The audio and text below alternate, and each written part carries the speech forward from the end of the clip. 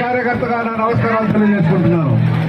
నేను చెప్పేది ఒకటేనమ్మా, 2019లో ఎలక్షన్లు వచ్చినప్పుడు రాజు మహేష్ రెడ్డి గారు మీకు అరువులు ఉన్నారో ఆడవాళ్ళ కానీ, అమ్మఒడి కానీ, చేయూత కానీ, ఆసరా కానీ, ఏ ఇంటి పట్ట కూడా గతంలో మీరు చూశారు.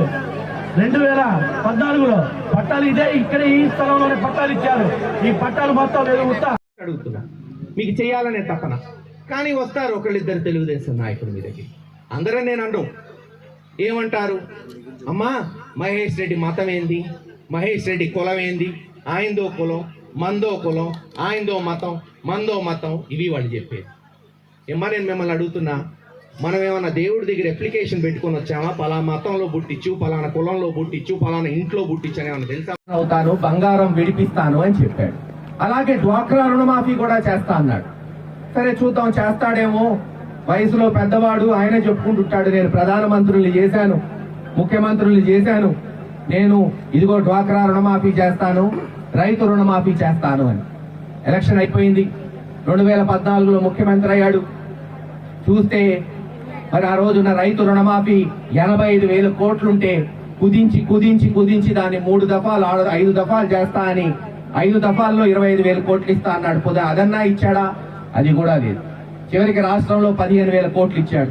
ఒక్క దాచేపల్లి పట్టణంలో నేను లెక్క తీసా ఎంత ఇచ్చాడు అని చూస్తే 9,54,00,000 వచ్చింది ఒక దాచేపల్లి.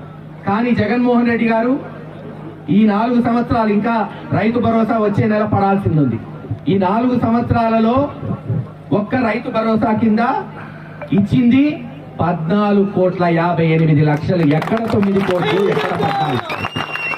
డ్వాక్రాలు ఏమిటి? డ్వాక్రాలు మీరందరూ డ్వాక్రా సంఘాల్లో ఉన్నారు. చూద్దాం ఎవరు ఎంతమంది ఉన్నారు, చేతులు ఎత్తండి. ఎంతమంది డ్వాక్రా సంఘాలు ఉన్నారు? ఓరి నాయన, లేనోళ్ళు ఎవరు ఎక్కడ?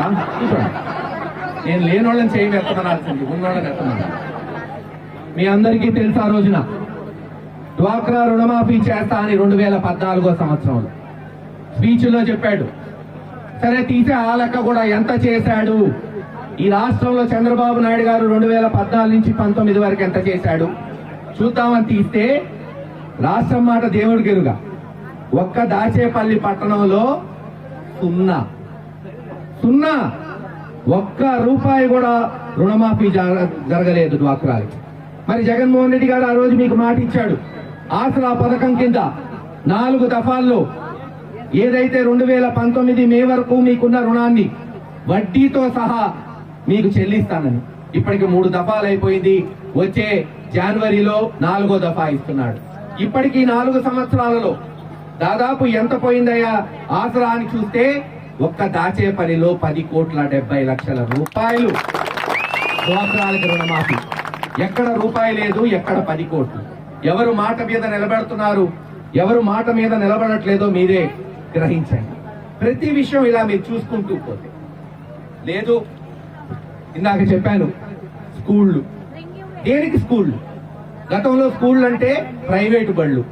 ఎందుకంటే గవర్నమెంట్ స్కూళ్ళకు పంపించాలంటే మన బిడ్డలు బండల మీద కూర్చోవాలి, ఫ్యాన్లు ఉండేవి కాదు, కరెంటు సరిగ్గా ఉండేది కాదు, ఆడపిల్లలకైతే మరుగుదొడ్లు కూడా సరిగ్గా ఉండేవి కాదు, ఇబ్బంది పడేవాళ్ళు.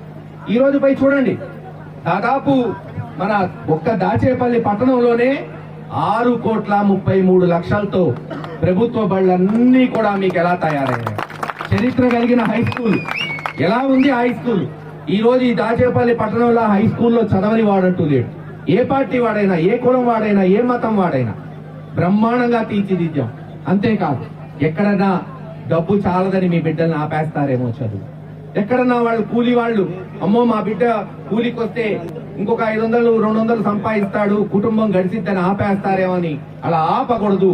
మీ బిడ్డలు కూడా చదువుకోవాలి, ఇంజనీర్లు అవ్వాలి, డాక్టర్లు అవ్వాలని అమ్మఒడి కార్యక్రమం రాష్ట్రంలో కాదు దేశంలో ఎవరు ఏ రాష్ట్రంలో లేదు అమ్మఒడి కార్యక్రమం. మొట్టమొదటిసారి ఆంధ్ర రాష్ట్రంలో జగన్మోహన్ రెడ్డి గారు అమ్మఒడి కార్యక్రమం ఒక్కొక్క తల్లికి 15,000 ఇస్తే ఒక్క దాచేపల్లి పట్టణంలో 17,84,00,000. నవరత్నాలు లెక్క తీస్తున్నా అమ్మఒడి గాని, చేయూత గాని, విద్యా దీవెన గాని లేదు, ఆసరా, రైతు భరోసా, ఇలా చెప్పుకుంటూ పోతే పెన్షన్, 0 వడ్డీ, కాపు నేస్తాం, ఈబీసీ నేస్తాం, ఆరోగ్యశ్రీ, లేదు ఇంటి పట్టాలు, గోరుముద్ద, జగనన్న మొత్తం కలుపుకుంటే 214 కోట్ల రూపాయలు ఒక్క దాచేపల్లి పట్టణంలో లబ్ధి చేకూరింది. అంటే సుమారు 10,000 ఇళ్లుంటే ఒక్కొక్క ఇంటికి సగటుకి 2 లక్షల రూపాయలు. అందరికీ రాదు, ఒకరికి ఎక్కువ ఉంటుంది, ఒకరికి తక్కువ ఉంటుంది. ముఖ్యంగా ఎస్సీ, ఎస్టీ, బీసీ మైనార్టీలో అది ఎక్కువ ఉంటుంది. ఇలా ప్రతి విషయం మీరు చూసుకుంటూ పోతే వ్యవస్థ చూస్తున్నారు. గతంలో ఒక కుల ధృవీకరణ పత్రం కావాలంటే, ఎందుకంటే దాచేపల్లిలో ఎక్కువ ఉండేది ఎస్సీలు, ఎస్టీలు, బీసీలు, మైనార్టీలు. ఒక మనిషి పుట్టాడంటే జనన పత్రం కావాలి, ఒక మనిషి చనిపోతే మరణ పత్రం కావాలి. మీరేం చేయాలి? పంచాయతీ ఆఫీసు, ఎంఆర్ఓ ఆఫీసు చుట్టూరు చెప్పులు అరిగిపోయేటట్టు తిరగాలి. ఒక పట్టా కావాలంటే మున్సిపల్ ఆఫీస్, పంచాయతీ ఆఫీస్ చుట్టూరు తిరగాలి. ఈ రోజు సచివాలయ వ్యవస్థ పెట్టి, వాలంటీర్ వ్యవస్థ పెట్టి ఈ రోజు మీకు పట్టాలు ఇస్తున్నాం. హాయిగా మీ ఇంటికి వచ్చి సర్వే చేశారు.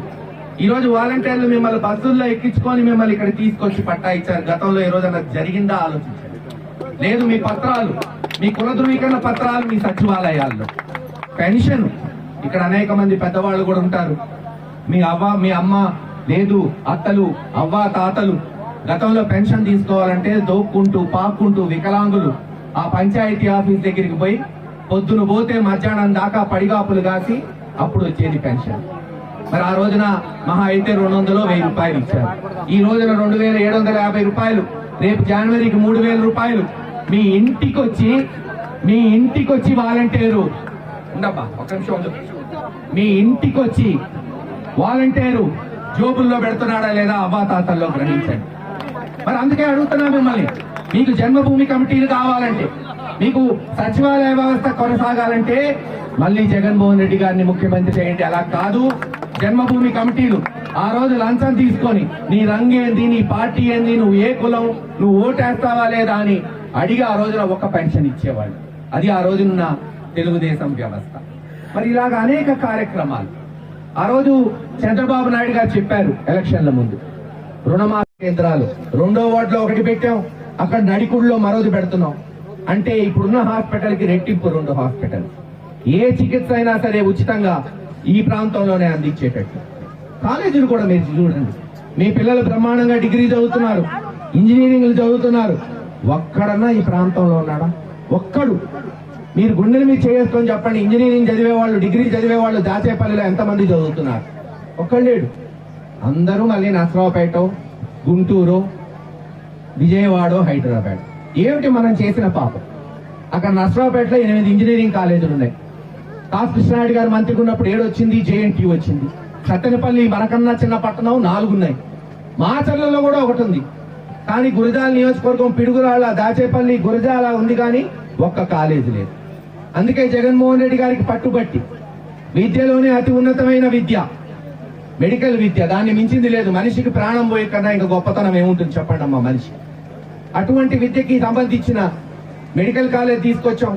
10 నెలల్లో పూర్తయితే 500 మంది డాక్టర్లు మన బిడ్డలు మన ప్రాంతంలో చదువుకోవచ్చు ప్రతి సంవత్సరం. నర్సింగ్ కాలేజ్ తీసుకొచ్చాం. మన ఆడవాళ్ళు ఎవరైనా నర్సింగ్ చేయాలన్నా ఉచితంగా ఇక్కడే చదువుకోవచ్చు. త్వరలో ఇంజనీరింగ్ కాలేజ్ నెలకొల్పబోతున్నాం. అక్కడ దాచేపల్లి, పిడుగురాళ్ళ దగ్గర నెలకొల్పితే మరి బ్రహ్మాండంగా మన బిడ్డలు ఇక్కడే చదువుకోవచ్చు. ఇలా మీరు చూస్తే ఇళ్ల పట్టాలు, రోడ్లు, లేదు హాస్పిటల్స్, స్కూల్స్, ప్రతి విషయంలో కూడా అభివృద్ధి చేసుకుంటూ పోతున్నాం.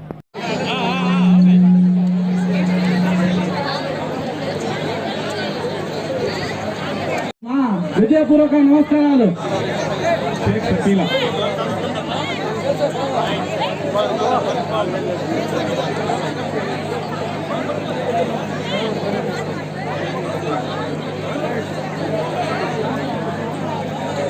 మీరందరూ పైకి